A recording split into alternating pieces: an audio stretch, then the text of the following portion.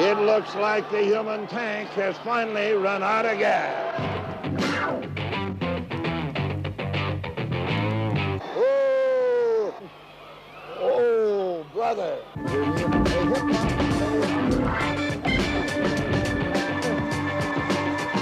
That should be it. That's all there is. There isn't any more. And you picked me up, and you hurt my neck cut. We got a casualty list. That's unreal. This way, when you cut the blood supply to the brain, it's a little harder to get it flowing again. All I can say is, wow.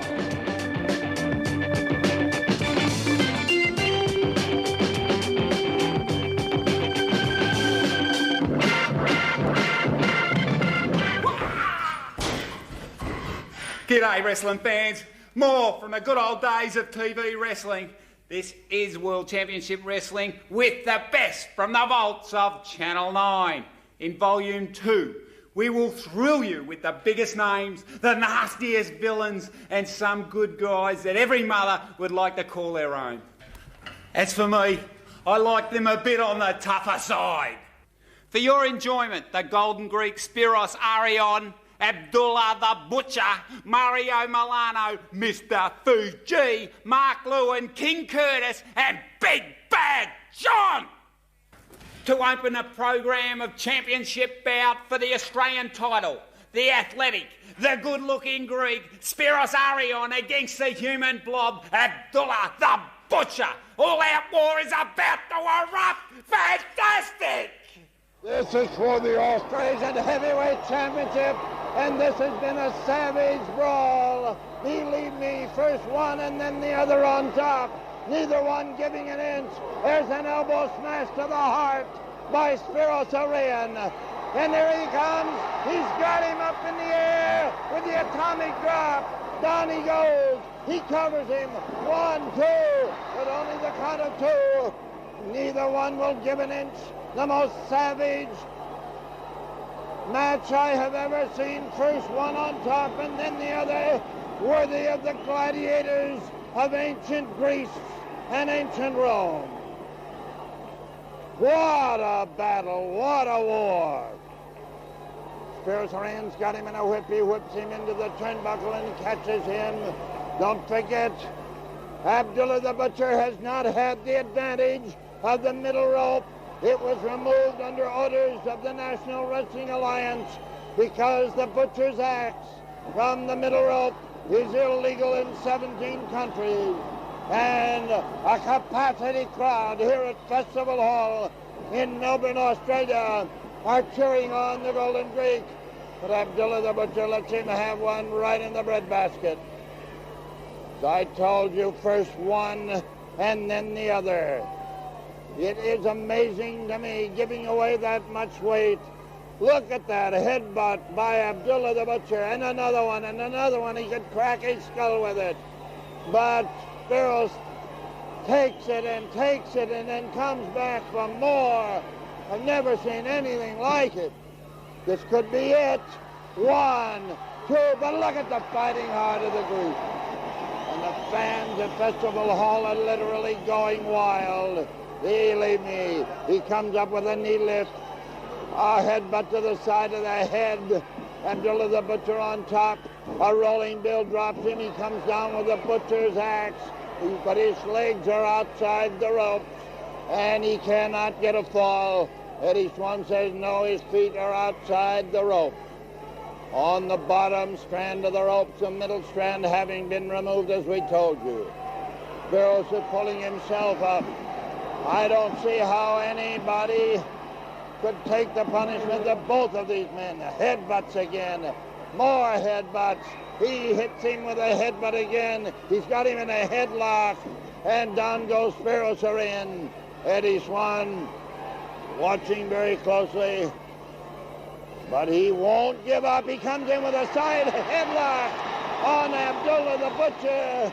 He's got a side headlock on Abdullah the Butcher. Abdullah the Butcher throws Spiros Arion into the referee, Eddie Swan, and Eddie Swan goes down. Spiros trying to get up to his feet. He does get up to his feet, and Oh, I don't believe it. Big Bad John has thrown a chair into the ring. But he's not going to use it. He's going to use the butcher's axe from up there on the chair. He used the chair, and Eddie Swan says it. He goes over. He's waved his hands. He's giving the instructions to the ring announcer, Paul Jennings, to wait for the announcement.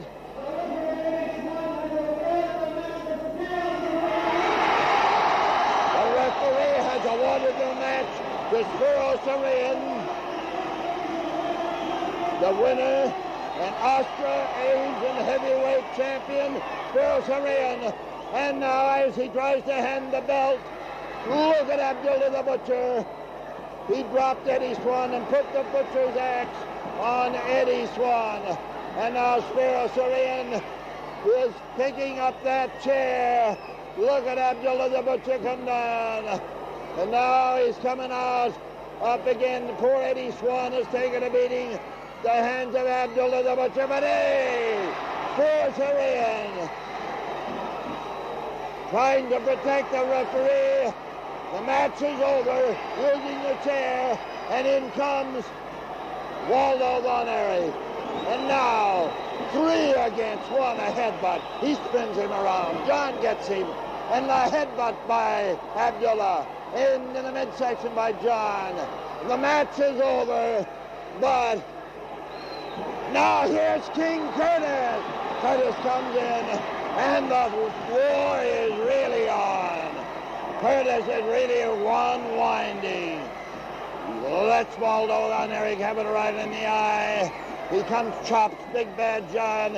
In, here comes Mark Lewin. He upends Waldo Von Erich. Curtis has really taken over on Abdullah the Butcher, and Mark Lewin giving Big Bad John and his soldiers the punishment they so richly deserve. And who comes back the strongest? The Golden Greek Spiro Sarian. Yes, sir. No doubt about it. This has been a battle. This has been a war. The war is spreading. Believe me, it's all-out war.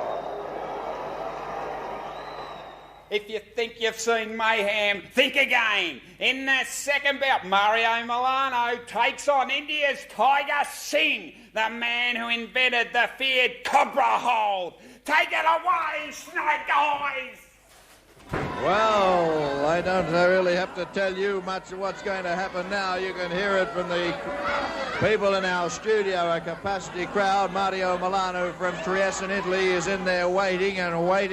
Trouble coming, and it's from India in Tiger Jeet Singh at 18-7, and his manager in Big Bad John, the warlord, in there with him.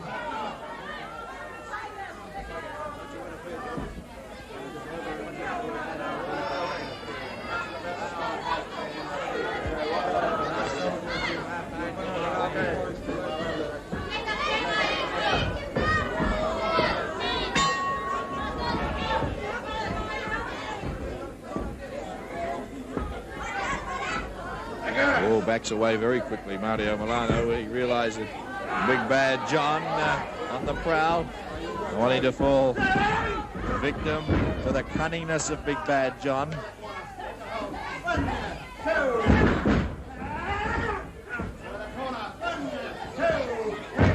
Straight into the corner, Tiger Singh dragging Mario Milano. Coming off the corner with a chin lock.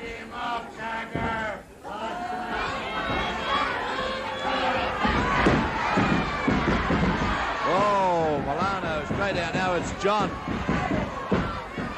Not satisfied with trying to upset Milano. He turns on the audience.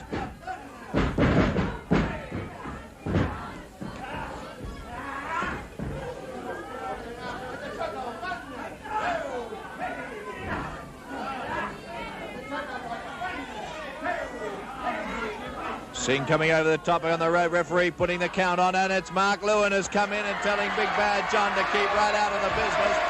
Let the match continue and don't you interfere, John. As I said to you, there's a lot of hatred building up here. Or it's built up. There's just Scores to be settled, and Mark Lewin is not standing back for anybody.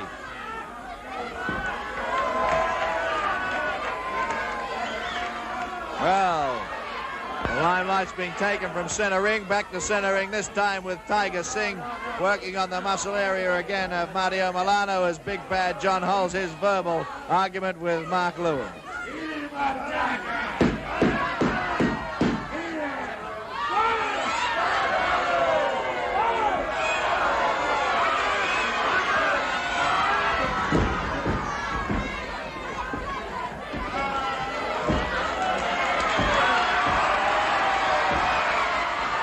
Overseers are in.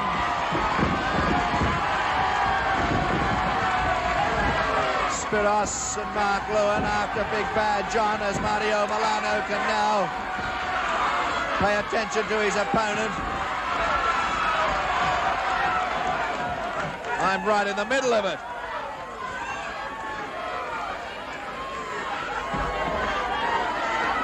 I'll just get right out of this. Get right out of the whole situation. If we can go back to center ring. And that's where the action is. Big Bad John showing his head after being sent almost into quarantine by Spiros Arion and Mark Lewin. Milano taking a heavy blow from Singh again, going back to the neck area.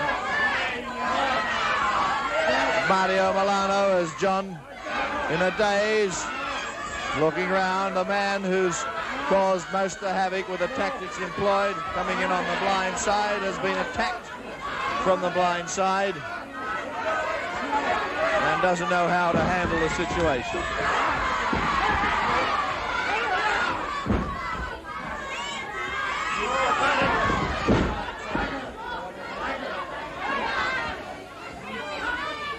Singh still working on Milano, throws him straight over the ropes onto the apron of the ring, and being kicked by Tiger Singh, comes in over the throat as the count is applied by referee Wallaby Bob McMasters, and Big Bad John so far reluctant to offer any interference, doesn't know where the Mark Lewin and Spiros Arion are going to come from next. Oh, at this time as the referee is distracted, John coming in with him, banging onto the chest of Mario Milano, who's down on the concrete floor.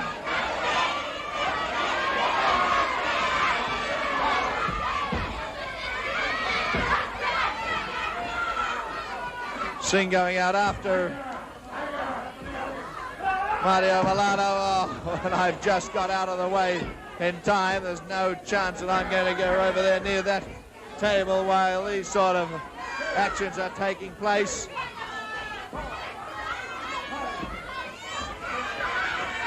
Singh goes in again. Oh, dragging Milano over and drives his head deep into the steel helmet that's across the head of Big Bad John. Milano down in a daze, and this has been action-packed. The opening match from the onslaught, full of incident.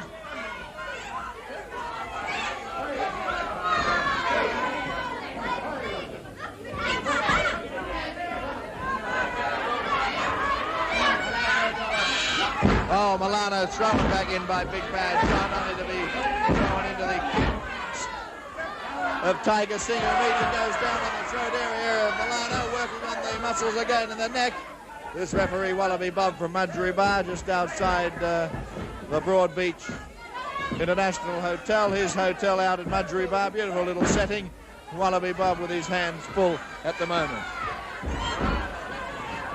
Up the ropes comes Milano with a kick to midsection.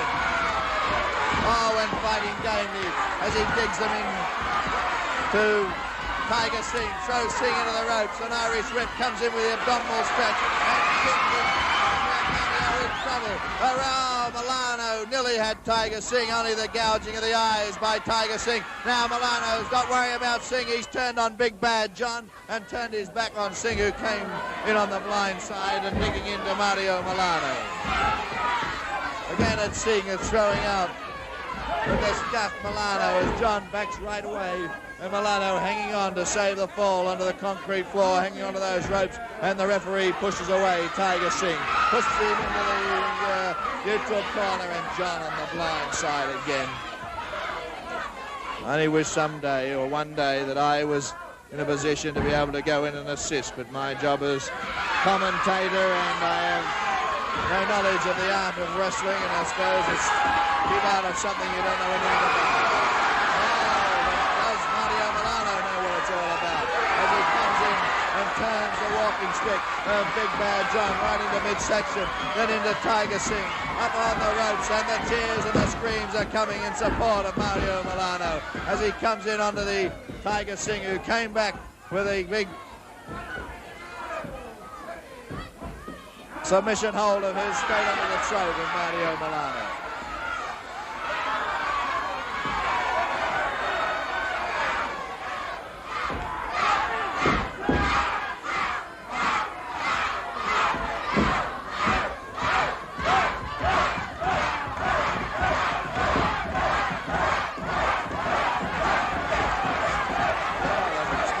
Opening match. I was looking forward to the big tag, but this leaves nothing to the imagination, this match, as they just pound away at each other.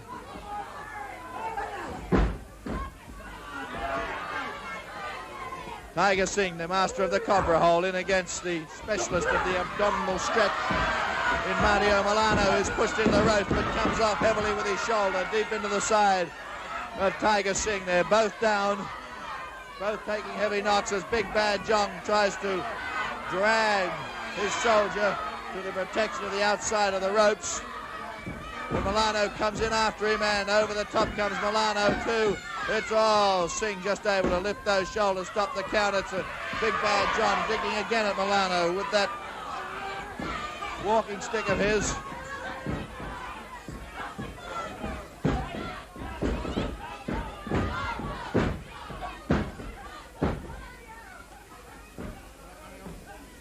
Singh on the throat still of Mario Milano.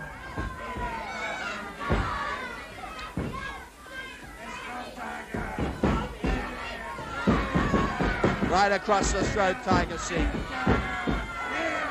Oh, flipped out by Milano, kicked away, and Singh comes in after him. Milano comes in with giant headbutts on Singh, then comes in hammering into midsection, and a side headlock, a beautiful pound, goes in to go after Big Bad John, and Big Bad John grabs hold of Milano, oh, and straight over into the steel post down on the concrete floor. I thought Milano, but Milano let Singh go to get vengeance on Big Bad John. That's how much they hate. Milano really is showing because he got Singh going and went after Big Bad John. Oh, head into the turnbuckle. Oh, now it's Singh coming on and chops to Mario Milano, straight into the throat, and the cobra hold underneath. He's come with the cobra hold. That first and second finger parted, cutting off the air supply to the head of Milano, and Milano is going down. The oxygen has been eliminated. He's going down and going out as the cobra hold is dug in. Milano fighting, but the more he fights, the quicker the reaction as he goes down, and now it's Singh who's let go. There's the hand, and it's victory for Tiger Singh. And I might mention with the assistance of Big Bad John.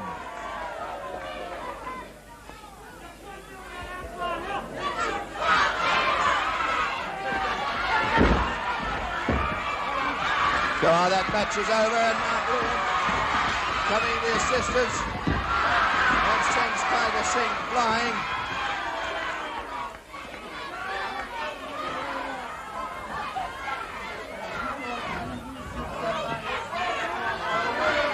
Mark Lewin standing over as Abdullah, the chief executioner, comes in on the blind side again. Lay off, says Mark Lewin, get right out of it.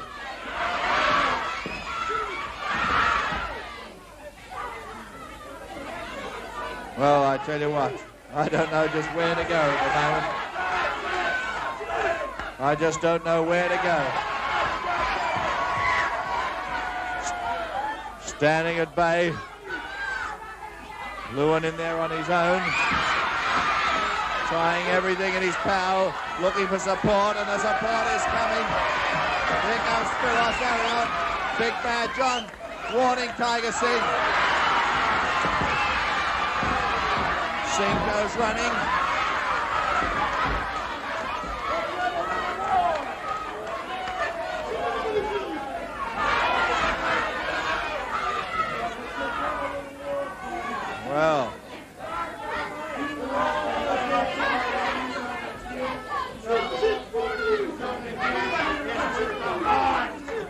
Well, ladies and gentlemen, this has been action-packed. Here comes King Curtis, and I'm right in the middle of it. Where is it going to start and where is it going to stop? Bedlam's broken out, ladies and gentlemen. Bedlam.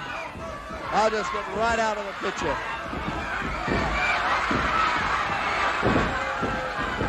John sent flying. In comes Spiros Arion. Abdullah the Butcher and Tiger Singh trying to part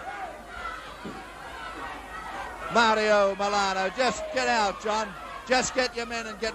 Just get your men and get... It's going to be a war, and Mark Lewin, I'm declaring you the first casualty.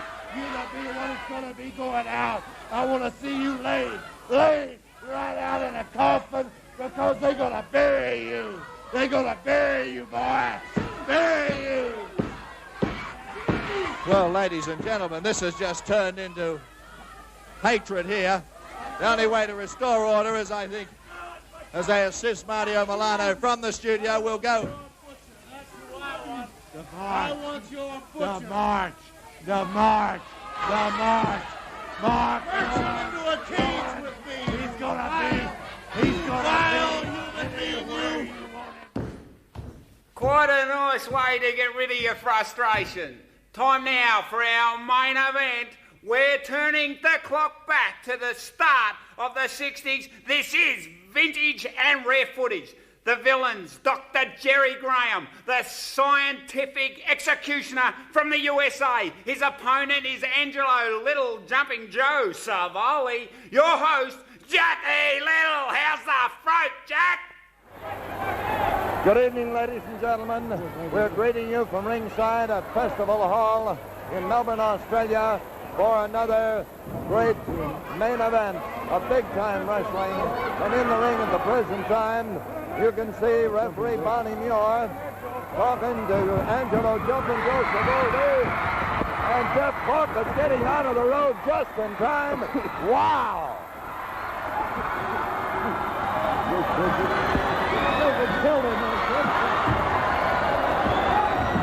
Angelo Little Jumping Joe Savoli of Newark, New Jersey, and Dr. Jerry Graham of the Golden State of California. And I thought Jeff Clark was really going to be right in the middle. How about that, Jim? And so did Jeff Cork.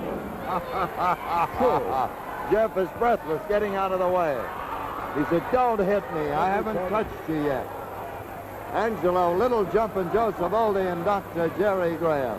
Well, there's been more heat and action before the start of the bout than we sometimes see in the bout itself. I know one thing for sure. Tonight, we hope that we don't get into the act at ringside. Here they go, flying across the ring. Dr. Jerry Graham is showing Jumping Joe that he can be a jumper, too. And the crowd is showing its disapproval because, believe me, Dr. Jerry Graham is not the favorite citizen in this arena. So far, that's the first wrestling hold, a bear hug by Dr. Jerry Graham. There was a quick drop away by Angelo Jumping Joe Savoli.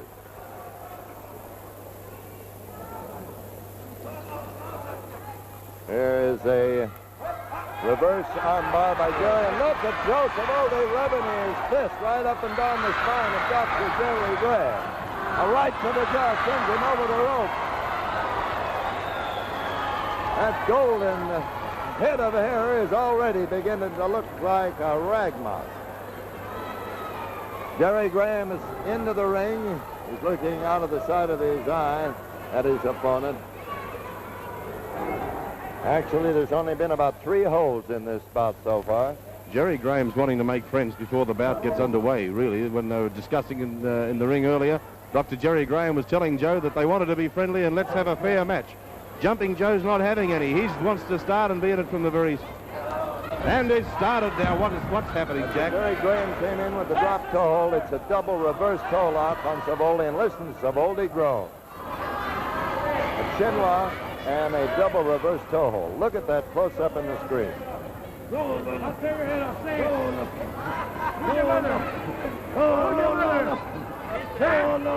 How are you, Feather? Getting set?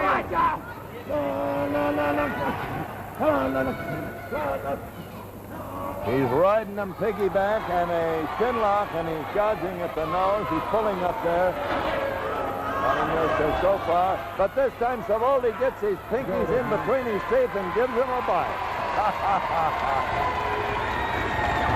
Oh, brother.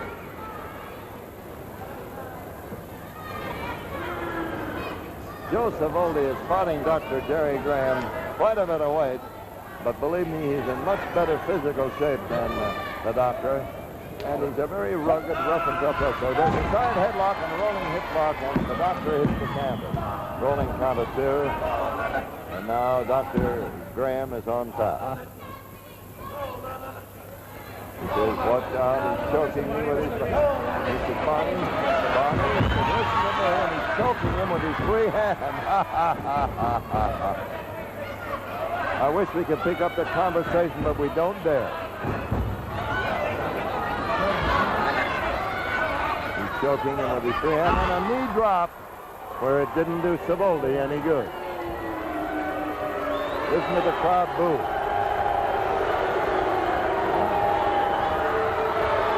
Jerry Graham is really singing out at the crowd. As I say, that knee drop on Savoldi didn't do him any good. But he is not as badly hurt as he looks. He's trying to get the good doctor off guard. Watch this. He's in a position for a flying shoulder butt. But the doctor comes in and he's rubbing him across the eyes. He's gouging him at the eyes, as you can see in the television screen.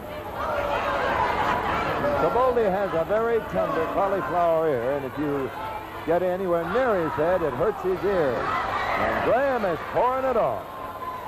Look at him grab that left ear. And Savoldi is hot and ready to go.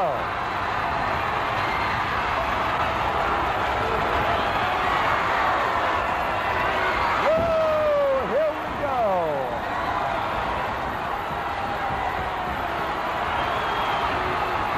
Look at that action. Listen to the crowd.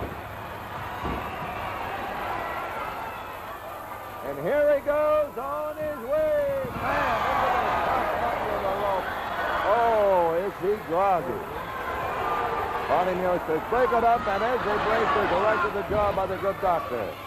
Gets Savoldi in a stranglehold. He's choking him. Bonnie tells him to break. The crowd saying, break him up, Bonnie. But he gets a good little gouge at the eyes before he breaks.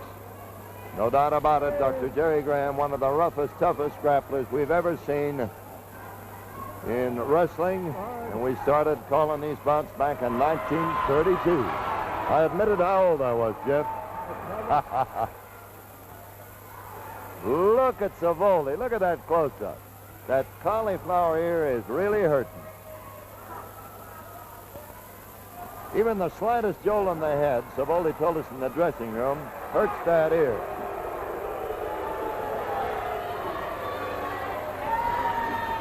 That close-up on the screen, I'm sure you'll agree with me, that's a face only a mother can love. Yes. Not if she saw it now, though. And now Dr. Jerry Graham wants to make friends, but Joe won't. And there's the bell. Whoa, and Graham gets it. That's the bell. They still want to mix it up. But Graham decides to go outside the ring. And there's the bell ending round 1.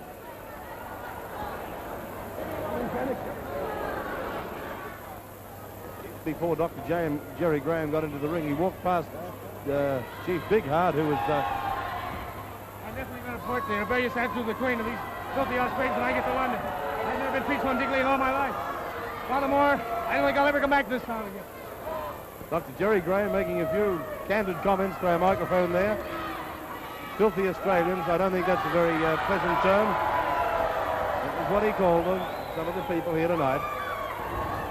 And he's quite a cross gentleman at this stage of the game. As he did come into the ring, a woman, as he came out of the dressing room and walking up the aisle, a lady who was obviously a Chief Big Heart fan gave him a bit of a belt across the side of the face with a handbag, and I think that started him going. He hasn't been happy since. There we go, and Savoldi is point on the action as Graham was arguing with his second. He argues with everybody. Now Savoldi is there, and there's a right to the jaw. Pouring it on, Graham is pouring it on. Here we go, an Irish hook into the crossbar. Wow, did he hit? Got his foot there, he's outside the rope. He's getting up on top of the rope. Watch this. He's getting up there. Savoldi, you better get out of the way. There's a knee drop right to the throat. That could be a fall. It is. 1, 2, 3, 4, 5. With an Irish flip into the crossbuckle, a knee drop from the top of the ropes, and a body press. And that ends round 2.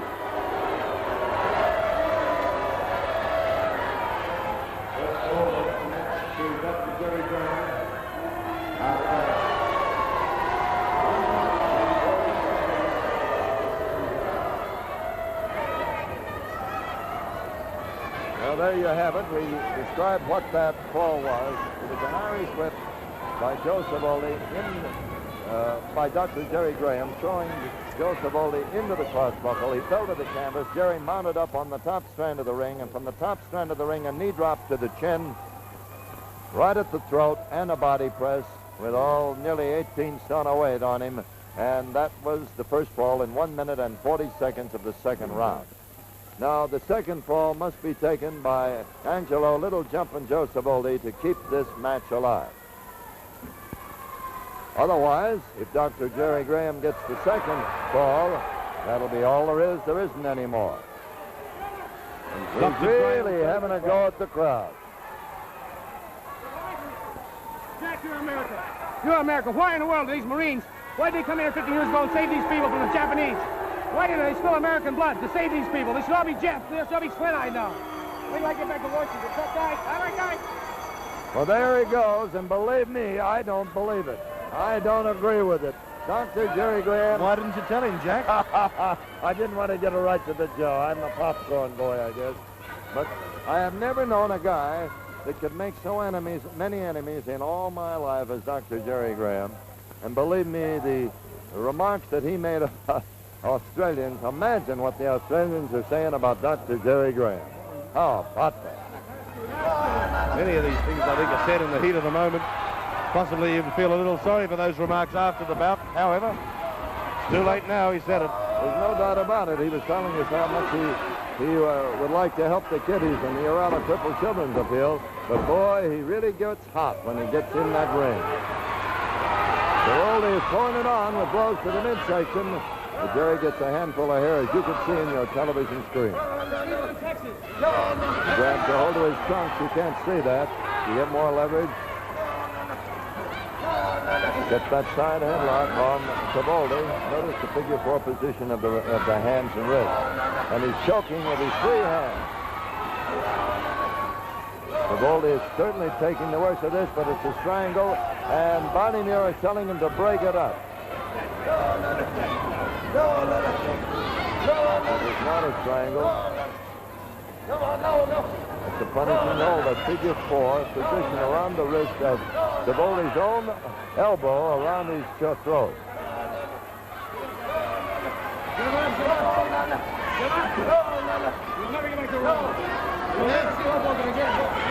really choking with that free hand whenever Barney isn't looking.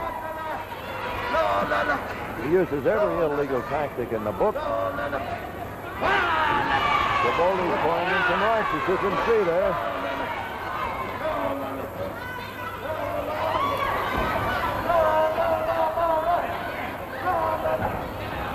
Savoldi is really moaning and groaning.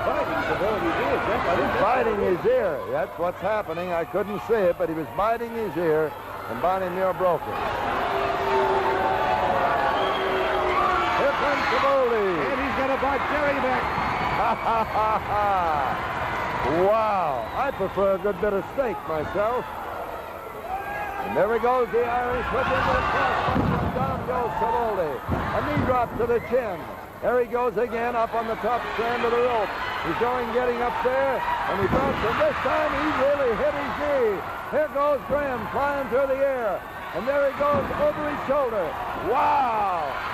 He really hit, believe me, a drop kick to the chin and a body press. Woo!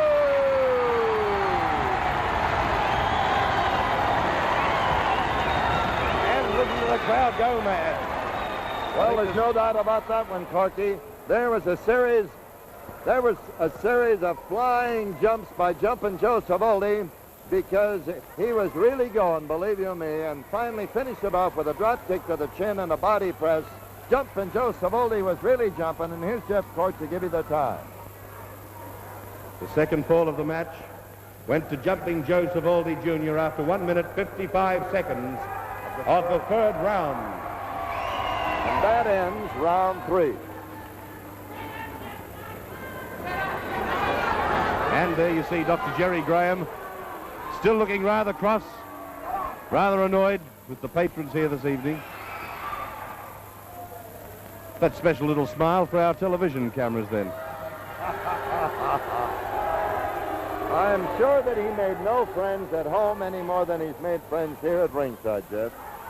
No, he's not at all popular tonight. I think Jumping Joe Savoldi, who would come in about a stone and a half lighter, he seems to be the popular boy tonight. And there's Dr. Jerry Graham presenting rather an attractive fountain. Combing or giving his beautiful blonde locks just a slight shampoo. And he's ready to go once again. Here's Joe Savoldi first out. Jerry Graham with a mouthful of water. And maybe Joe could cop this mouthful. Who knows? No, he didn't. Now, as they get underway in the fourth round, here's Jack Little. Yes, round 4, the equalizing hold taken by Joe Savoldi. The first ball taken by Dr. Jerry Graham with an Irish whip, a knee drop from the top strand of the rope, and a body press. And Jumpin' Joe Savoldi took the equalizing ball in the fourth round with a bit of flying through the air and a drop kick and a body press. Look at Jerry. He's really giving him the ring around, and that arm has turned white. He's really a long arm bar and wrist lock, and he's really, the fingers of that hand are really white. Look at that picture in your screen. Dr. Jerry Graham has very, very small hands for such a big man, and those wrist locks and twisting those fingers really hurt him.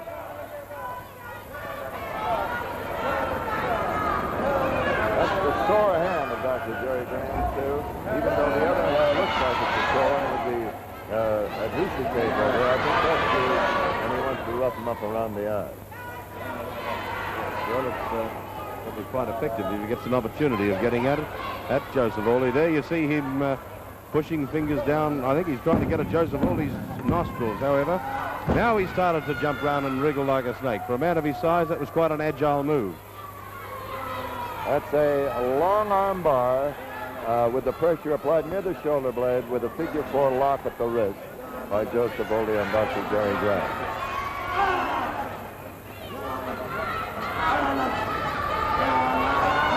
Side headlock by Dr. Jerry. Jerry goes into the ring, and a terrific shoulder back by the great manufacturer. And he hits the canvas, and Joe Savoldi has a long arm bar, and there is the old wrist breaker. He stamps on the wrist, but Jerry Graham's feet are outside the ring, immediately above us, and we don't want to get those Raul Mertens in our head. Jerry is immediately... Just get him back, get him back, get him back. Savoldi is pouring it on.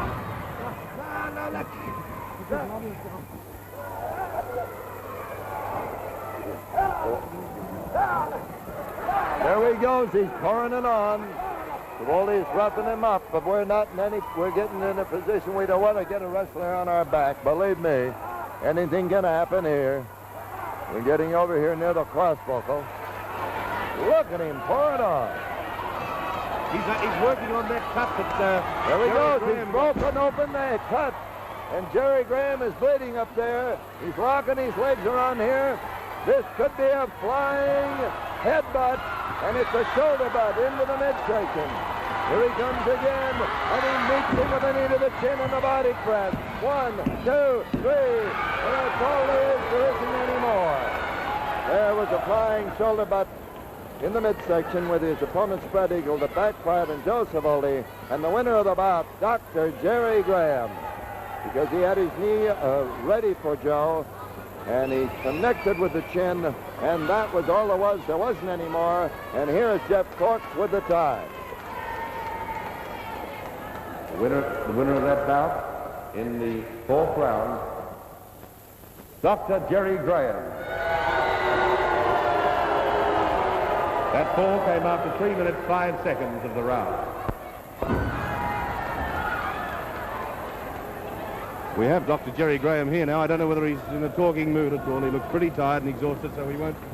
Oh, he's going Mr. Savoldi, I feel as tough as every country in the world, but this Savoldi boy is the toughest Italian boy I ever run up against anywhere in the world today, Daddy. You better believe it. Well, we can quite believe it when we have a look at you. Jumping Joe Savoldi, he did quite a good job. Made quite a good job of Dr. Jerry Graham. Dr. Jerry Graham, although he was the winner in the bout, ladies and gentlemen, has taken the worst of it because he's really bleeding at the head there. But there you have it, ladies and gentlemen. Come on up here, Jeff Cork, before we sign off. There you have it, the end of the bout. This big main event between Dr. Jerry Graham and Angelo Jumpin' Joe Savoldi. As usual, you're right, Jack. You don't have to participate to be a good sport. Well, next up, everyone is in action. It's the cage. A little word of warning. Watch out for Mr. Fuji. Rules mean nothing to this villain. Cage in steel wire in this main event at Festival Hall in Melbourne, Australia. Mark Lewin is missed, tossed into the ropes, whipped in by Mr. Fuji from Osaka, Japan. The first fall went to Tiger Singh and Mr. Fuji, and at the moment Mr. Fuji's on top, but the crowd goes wild as Mark Lewin ducks that double chop. Mark Lewin and Mr. Fuji outside the ring, Tiger Singh from India, and of course King Curtis, the king himself, from Honolulu, Hawaii. Mark Lewin working on the arm of Mr. Fuji, and so is King Curtis over in their own corner. Here comes Tiger Singh.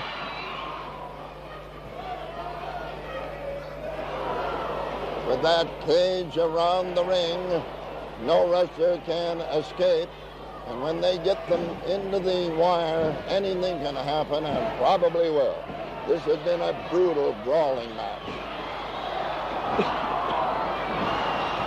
First ball, of course, as I told you, went to Tiger Singh. But look at that elbow, hammer blow, and that's the equalizing call. The equalizing call goes to King Curtis and Mark Lewin. It's all apiece, and the winner of the third and deciding fall will be declared the winner of the match. It looks like the blood is pouring out of the arm of Mr. Fuji. Tiger Singh is calling the referee over, and it looks like his arm has been very badly injured. Fans are booing. They're asking for permission to have a doctor bandage it up, and it looks like the referee, Tony Marino, is granting them permission to have the arm bandaged. So we will stop film and pick up the action when Mr. Fuji is able to come back into the ring. And here comes Mr. Fuji. His arm has been bandaged up, and Tony Marino is motioning him back into the ring. His back is to us now and to our camera position, but it looks like a very heavy bandage indeed. He must have, looks like it's all splinted up. It looks like it's a split on both sides of the arm. The split, I can't tell exactly from here. Camera angle, Tiger Singh is blocking the view. Well, to use an expression, Mark Lewin and King Curtis are literally out for blood, because the last time King Curtis was really cut up all around the face, and they're really out for revenge. Mr. Fuji holding the injured arm away, and we can see now the splint sticking out of the bandage. It's a board splint sticking outside of the bandage, and he bangs Mark Lewin over the head with the wooden part of the bandage. He knocks King Curtis into the neutral corner, and they're ganging up on King Curtis. Tony Marino, the referee, is giving him a count. And there he goes in again with the bandaged arm, and everything is in, and Tony Marino gives the signal, which means that Tiger Singh and Mr. Fuji are disqualified, and the winner of the match, King Curtis and Mark Lewin. Oh, brother. Tiger Singh now working on King Curtis. Mr. Fuji has a stranglehold on Mark Lewin, and the blood is flowing. Mark Lewin and King Curtis. It was Mr. Fuji was injured first, but he lost the battle, and there goes the referee. Tony Marino is knocked down by Mr. Fuji. They should have been disqualified, and they lose the match and the purse to King Curtis and Mark Lewin. Oh, brother, every spectator in this stadium is on their feet, gathered around the ringside, and although the match is over, the action is still continuing. Oh, brother. And talk about a wild, bruising, brawling match where anything went. This was that kind of a match. But now Curtis and Lewin are striking back. Lewin kicks Mr. Fuji out onto the apron of the ring. There goes Tiger Singh. Singh and Fuji heading for the dressing room. The winners of the match, King Curtis and Mark Lewin. Mark sitting on the canvas. Tony Marino raises his arm, and all I can say is, wow. How about the splint? One of my favourites was Abdullah the Butcher. He was an athlete, a perfect specimen, who could climb up onto the ropes and deliver the butcher's axe to the neck with unswerving accuracy. In this classic, he takes on Aussie Larry O'Day.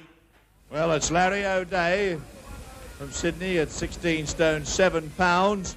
Referee's in there, and we're just waiting for his opponent, led by the General in Big Bad John, Abdullah the Butcher. 23 stone from the Sudan in Africa.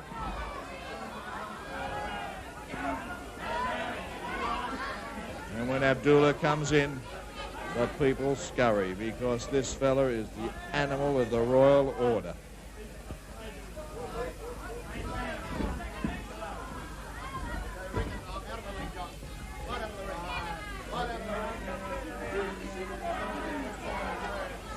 Wallaby Bob McMasters. Oh, Larry's heard the bell, so Larry O'Day starts straight away. He's not ready. Prayers or ceremonies.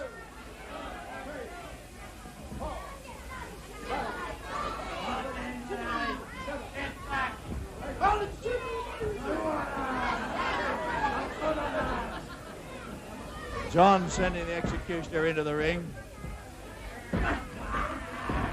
as he picks up the bits and pieces belonging to Abdullah the Butcher. Oh, it's Larry O'Day rammed heavily into the turnbuckle.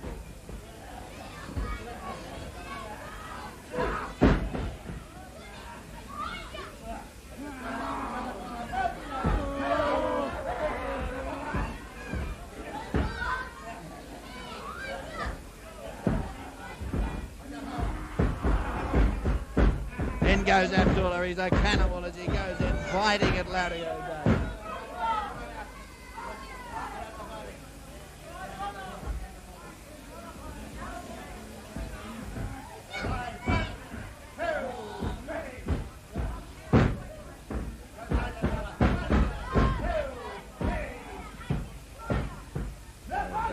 trouble here is, as you notice, Abdullah has kept him right over near Big Bad John in his corner. And Larry O'Day is locked in the corner by Abdullah. The count's applied by referee, but he stops his reaction. Look at those eyes, that face, the vagueness.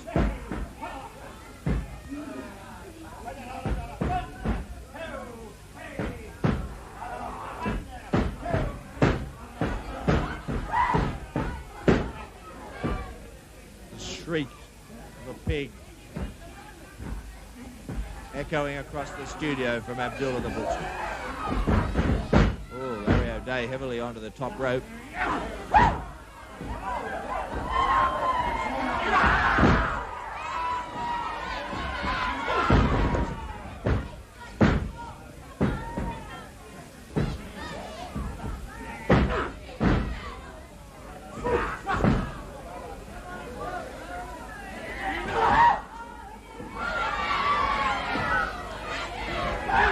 That's one way, chop the wind supply, and that's where O'Day started. But it's a heavy weight of Abdullah, 23 stone, falling on Larry O'Day and forcing him to the ropes.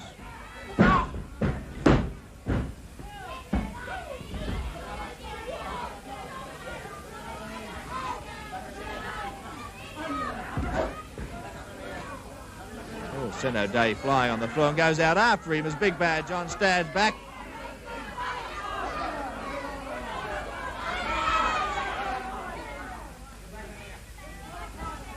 Back right in the ring straight away, and I don't think he even understands English Abdullah the Butcher.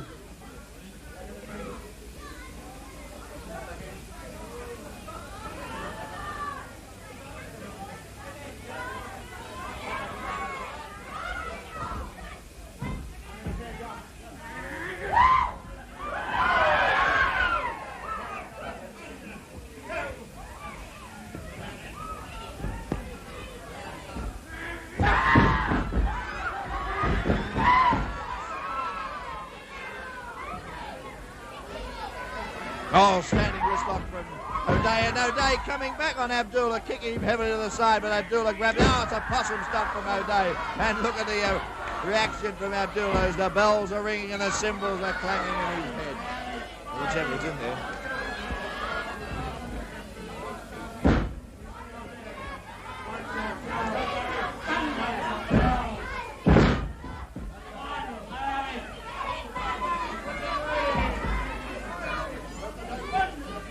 Oh, O'Day's coming at Abdullah's own game and going for the throat for a choke. And then from a wrist lock, it's a beautiful whip. Look at him. Wow. The whole ring moved about 3 inches. The steel ring. O'Day went for a beel, goes for a front kick. But Abdullah, agile on his feet, moves right out of the way and falling right on his chin. Larry O'Day, and O'Day in trouble.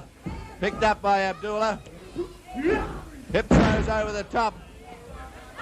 Goes back, and look out, Larry O'Day. Oh, down comes the axe straight across the side of the head, 2, 3, and Larry O'Day knocked to submission. Oh, knocked right out by Abdullah the Butcher, who's lying right over the top of him.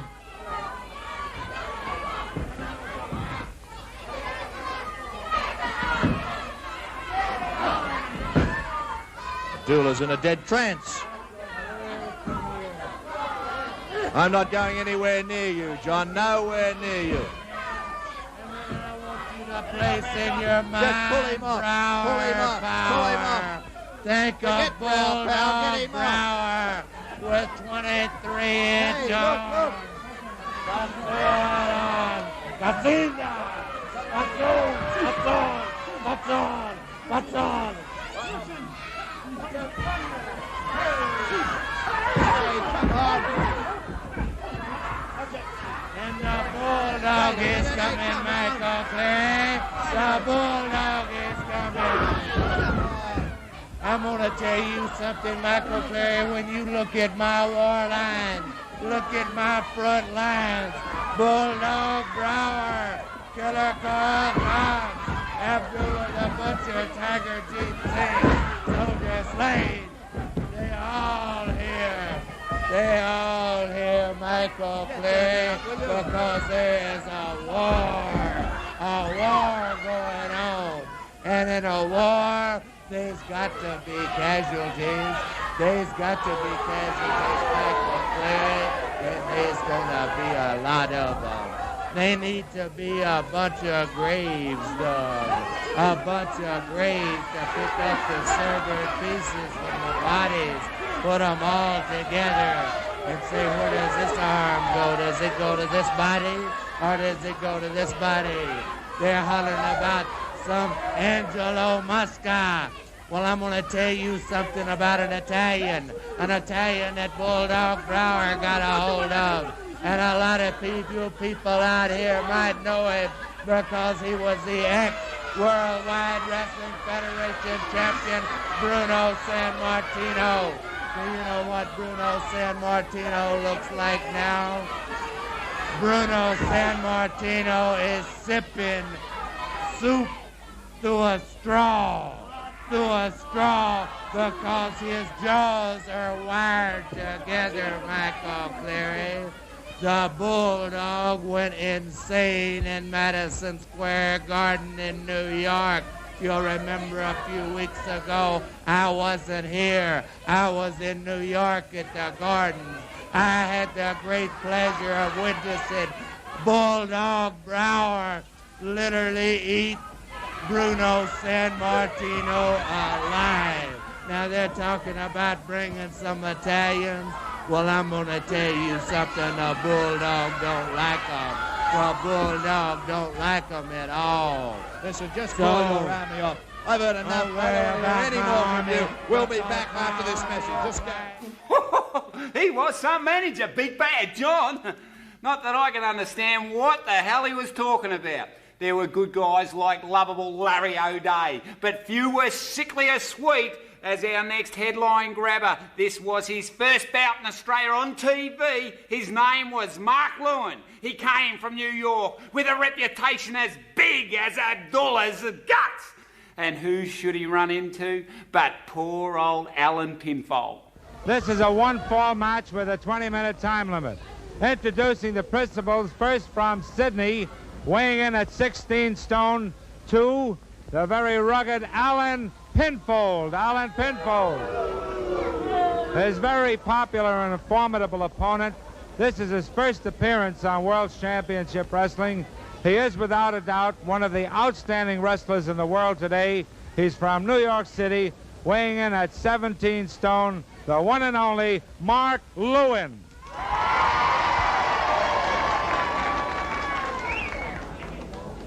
Referee Michael Hunt giving the instructions. There's the bell. I meant to say, fans, that the referee has given the instructions in the dressing rooms so that we can get right to the action without too much waste of time. Mark Lewin, a top wrestler, and Alan Pinfold roughs him up quite a bit using knee lifts. Now he's pulling the hair of Mark Lewin.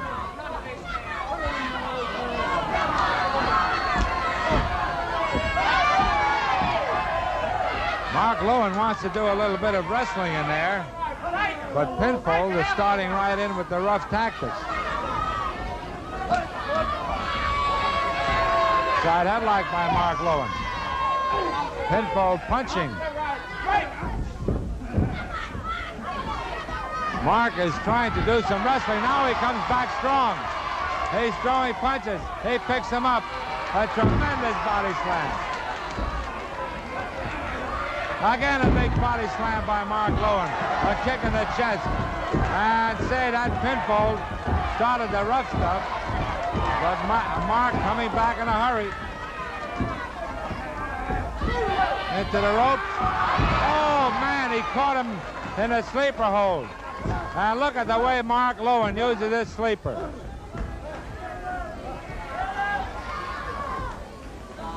Slowly but surely, Pinfold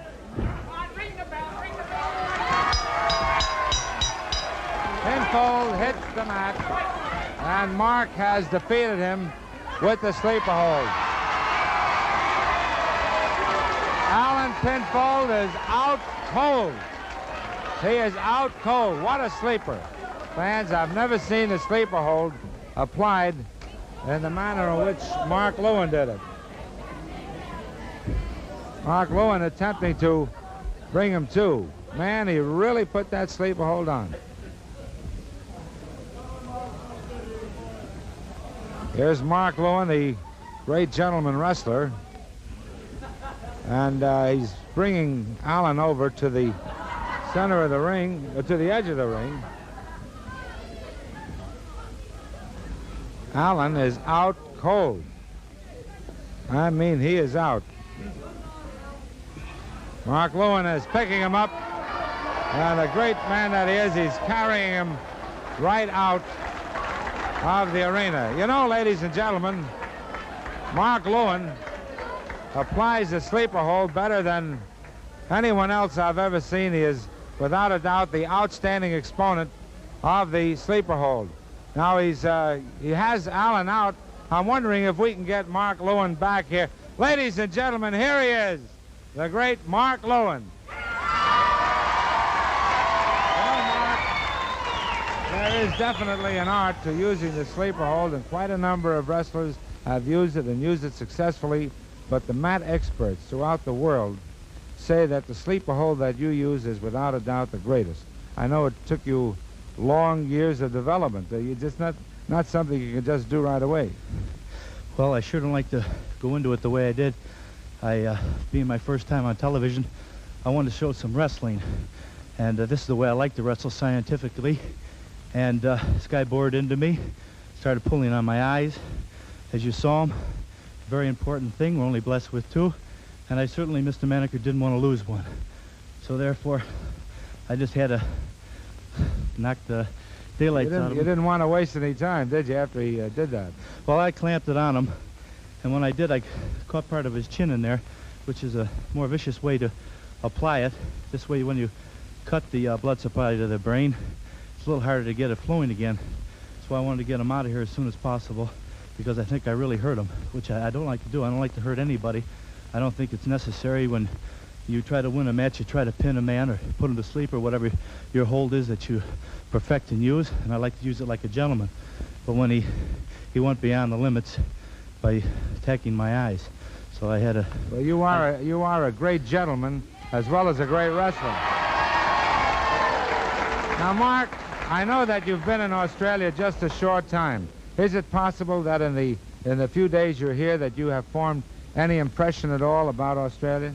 Well, I certainly have. I had been told by a wrestler who was a favorite of mine, who I admire very much, Tex McKenzie, who I met in the San Francisco airport upon departing, and he told me that the people in Australia were fine. Well, I have more to say about that than he does. I find them the most warmest and sincere people, and I'm really enjoying myself. I haven't seen too much yet, but going to go get out and really look it over, and who knows, I might become an Australian. Well, thank you very much, Mark Lewin. Thank you, Mr. Maneker. All those mums in the audience are grannies now, and I hope they've finally come to their senses. Good guys finish last. Finally, we return to Jack Little. Things are looking up at Channel 9. We've got colour. It's the death match, and who better to fight to the death than King Curtis and Big Bad John? We're speaking to you from Festival Hall in Melbourne, Australia, with World Championship Wrestling. This is a death match, and the rules are very simple. Pinfalls do not count. There could be one fall, and there could be 20. So far, Curtis has won one fall. Big Bad John has won 2 falls. And now Big Bad John throws King Curtis into the ropes like 2 freight trains colliding. 22 stone for King Curtis, the king himself from Honolulu, Hawaii, and his opponent, Big Bad John, from the murder capital of the world, Harlan County, Kentucky. Big Bad John, the general of Big Bad John's soldiers. And now Curtis says they want to use illegal tactics. We'll show them how to use them. And Big Bad John is getting up to his feet with a helping hand of King Curtis, and watch this. Pow! And he let him have it. Now here he goes, up on the ropes, ready for the big splash. There he goes, and oh, man. You can feel the wind go out of Big Bad John's chest. And there's a fall for King Curtis. There will now be a 20-second rest period. Then the bell will ring again. And if Big Bad John doesn't answer the count of 10, Curtis will be declared the winner. Waldo Von Erich is in there trying to get him up to his feet. There he counts. 2, 3, 4, 5, 6, 7. He said, get out of the way, Waldo. Now Big Bad John is up to his feet. He says, go ahead. And John is up to his feet. The match will continue. King Curtis up to his feet now. But John lets him have one in the breadbasket. But pow! Down he goes. And there he goes again. Up in the air for the big smash. But the big loaded black glove of Waldo Von Erich comes in, smashes Curtis in the stomach. He smashes him on the head, knocks him out of the ring. And the match is awarded under disqualification to King Curtis. Eddie Swan coming down now. Curtis prostrate on the floor outside the ring. But he is the winner of this death match against Big Bad John because of the outside interference by the German Waldo Von Erich. Waldo is taking Big Bad John over, and the attendants are helping him out of the ring. Curtis has his hand raised in the air by the referee, Eddie Swan. Waldo Von Erich is leaving the ring, and with blood streaming down his face, he is the winner, but he did lose the battle because of the illegal interference of the German warrior, Waldo Von Erich. Oh, that's it for another episode on the very best of World Championship Wrestling. You've got 3 choices now. Buy Volume 1, buy Volume 3, or hit the rewind button and watch me all over again.